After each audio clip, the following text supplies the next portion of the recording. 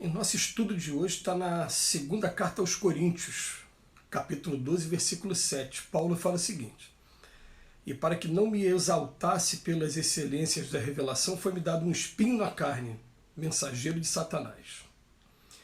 Emmanuel vem comentar na lição 126 do livro Pão Nosso, o espinho.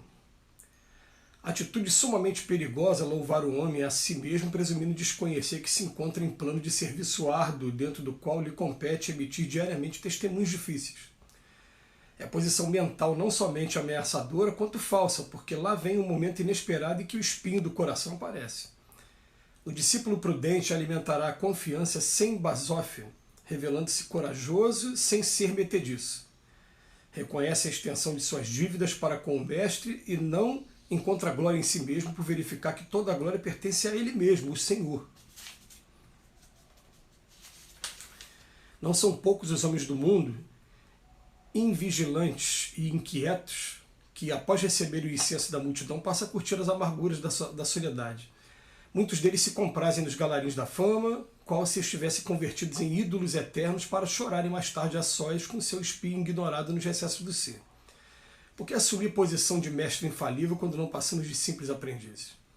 Não será mais justo servir ao Senhor na mocidade ou na velhice, na abundância ou na escassez, na administração ou na subalternidade, com espírito de ponderação, observando nossos pontos vulneráveis na insuficiência e imperfeição do que temos sido até agora? Lembremos-nos de que Paulo de Tarso esteve com Jesus pessoalmente, foi indicado para o serviço divino em Antioquia, pelas próprias vozes do céu, lutou, trabalhou e sofreu pelo Evangelho do Reino e, escrevendo aos Coríntios, já envelhecido e cansado, ainda se referiu ao espinho que lhe foi dado para que se não exaltasse no sublime trabalho das revelações. O texto de hoje está trabalhando a seguinte ideia, gente, para a gente tomar muito cuidado com o que a nossa vaidade, o nosso orgulho pode fazer com a gente mesmo em relação não só ao lado religioso, mas a qualquer especialidade, porque é natural que conforme a experiência vai chegando e a gente tenha mais conhecimento sobre um determinado assunto, a gente comece a ser fonte de referência, de divulgação, de estudo, e as pessoas confundem muito, porque aqui na Terra a maioria das pessoas estão procurando ídolos, estão procurando líderes, quando na verdade a gente vai reconhecer um dia que líder mesmo, a gente tem que botar na nossa cabeça que líder para a gente é o Cristo. Ponto.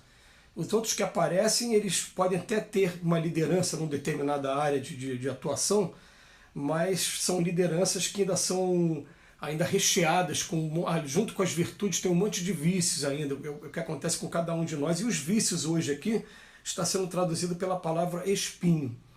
Quando a gente lê um texto como esse, a gente está vendo o seguinte, a gente está vendo Paulo de Tarso, que é uma das figuras mais importantes da história do cristianismo, para quem é estudioso aí do cristianismo mesmo, da história do cristianismo mesmo, tanto primitivo como atual. A gente pode dizer aqui, ó, Pedro e Paulo. Pedro por ter fundado ali a igreja, a primeira pedra ali da Casa do Caminho, está lá no livro Atos dos Apóstolos, e Paulo por ter sido eleito para divulgar para os gentios.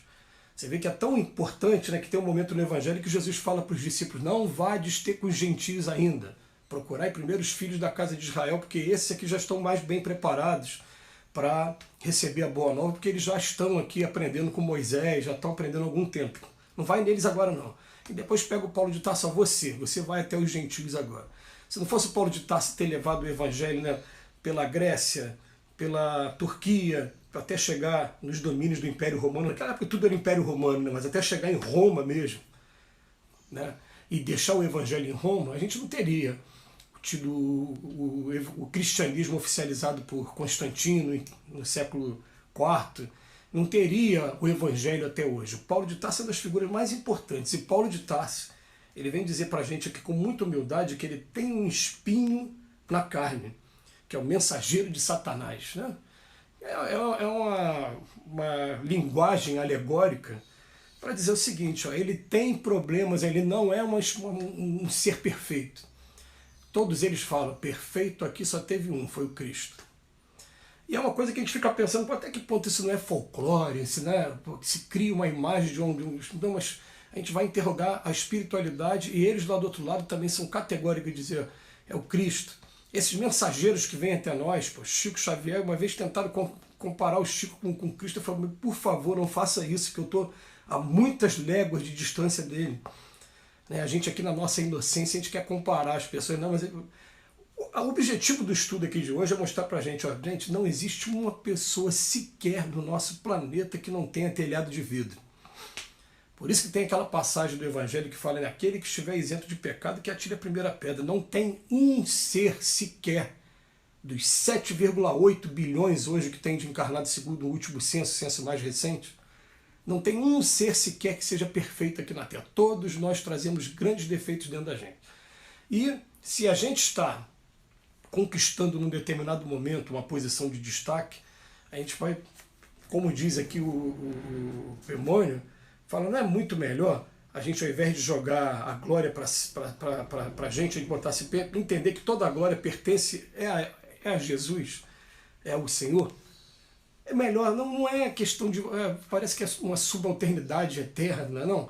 A gente até entende que o Cristo nos convida a que a gente tome o caminho da independência, da autonomia. Você não fica ali o tempo todo, né, só buscando o Cristo. Foi até o comentário de ontem, como se fosse um irmão mais velho para te defender nos momentos difíceis da sua vida. Ele quer que você tome a iniciativa de você mesmo. Sois deuses, como ele diz lá no Evangelho de João. Vocês podem fazer tudo o que eu fiz e ainda mais, só depende de vocês. Então não fica nessa posição o tempo todo, não.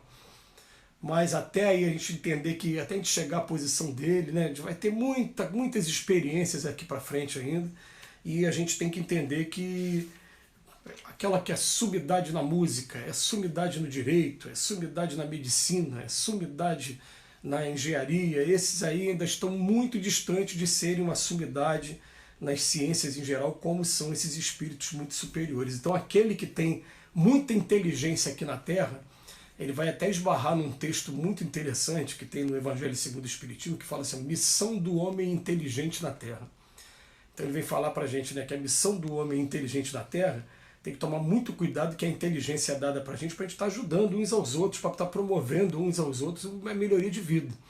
E não para ficar sendo utilizado como a maioria de nós utiliza, para exploração, para domínio, para escravidão, para esse tipo de coisa. Primeira coisa, mas ele vem falar pra gente, agora uma pessoa que tem muita inteligência, acaba usando a sua inteligência para fazer mais o mal ainda, e para se comprometer muito mais, né? Vamos pensar assim, ó, se eu tenho a inteligência aqui na Terra, já é um sinal de que eu tenho um trabalho a fazer com relação aos outros, e o Evangelho vem dizendo isso, ó, a candeeira não foi feita para colocar embaixo da cama escondido, se acendeu a luz tem que ficar exposta, para todos verem e para iluminar as pessoas que estão por perto.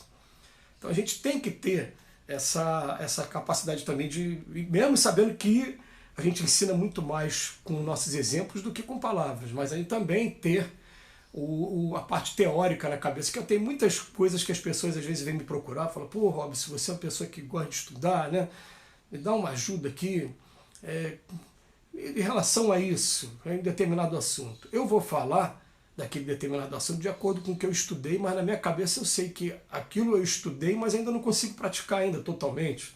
Ou às vezes eu não consigo praticar ainda nada.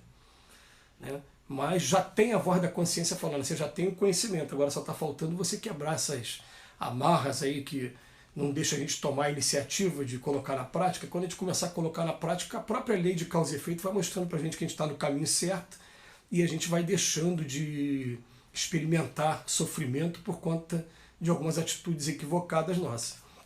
Mas a questão é muito interessante a gente entender isso. Todos nós temos espinhos na carne. Esses espinhos, vamos colocar aqui, mensageiros de Satanás, porque o Satanás está representando aquela figura do que é o contrário a Deus.